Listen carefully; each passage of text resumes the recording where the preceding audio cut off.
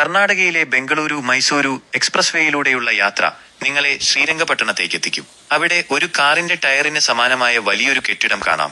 അത് ശ്രദ്ധിക്കാതെ പോകാൻ പ്രയാസമാണ്. പുതുതായി ആരംഭിച്ച ഈ പായനക്കാർ മ്യൂസിയം ഓട്ടോമൊബൈൽ പ്രേമിയായ ഡോക്ടർ ഡി വീരേന്ദ്ര ഹെഗ്ഡെയുടെ കാഴ്ചപ്പാടിന്റെ ഫലമാണ്. കഴിഞ്ഞ 50 വർഷമായി അദ്ദേഹം വ്യക്തിപരമായി ശേഖരിച്ച വിന്റേജ് കാറുകളാണ് ഇവിടെ പ്രദർശിപ്പിച്ചിരിക്കുന്നത്.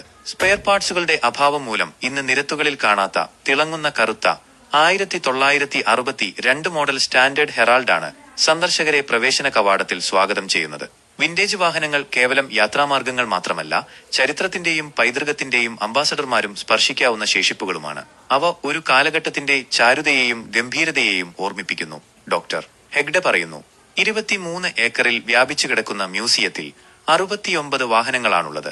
റോഡുകൾ ഭരിച്ചിരുന്ന വിവിധ കാലഘട്ടങ്ങളെ പ്രതിഫലിക്കുന്ന ഈ ശേഖരം ഓട്ടോമോട്ടീവ് വ്യവസായത്തിന്റെ പരിണാമത്തെക്കുറിച്ചുള്ള സമഗ്രമായ ഒരു കാഴ്ച നൽകുന്നു. ഇതൊരു വെറും കാഴ്ചാനുഭവമുള്ള സ്ഥലമല്ല, ലൈവ് മോഡലുകളിലൂടെ സമ്പന്നമായ ചരിത്രത്തിലേക്ക്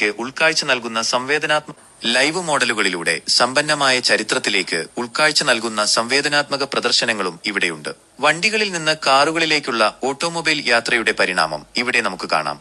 റോൾസ് റോയ്സ് ആരാധകർക്ക് 1904 മുതൽ 2022 വരെ നിർമ്മിച്ച എല്ലാ മോഡലുകളും ഇവിടെ കണ്ടെത്താം. മഹാത്മാഗാന്ധി, മൈസൂരു മഹാരാജാവ്, സർ CV രാമൻ തുടങ്ങിയ പ്രമുഖ വ്യക്തികൾ ഉപയോഗിച്ചിരുന്ന കാറുകളും പ്രദർശനത്തിനുണ്ട്. 1946 Ford Perfect, 1947 French Citroen Traction, അതേ വർഷത്തെ ഒരു അമേരിക്കൻ ബ്യൂക്ക് എന്നിവയും ഇവിടെയുണ്ട്.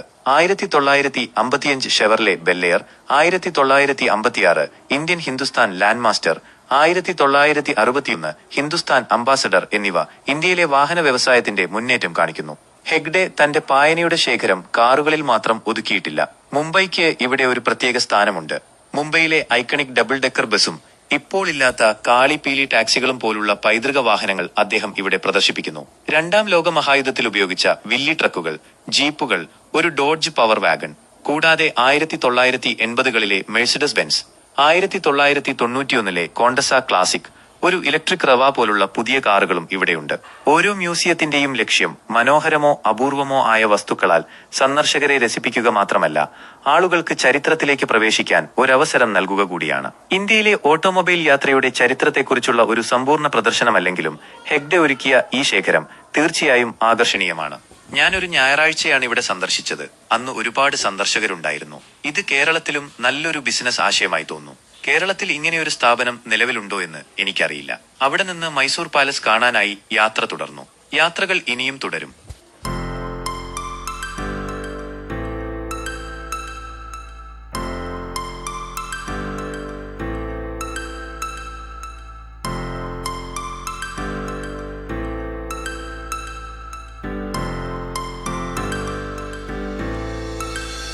Stars falling to the sky, the summer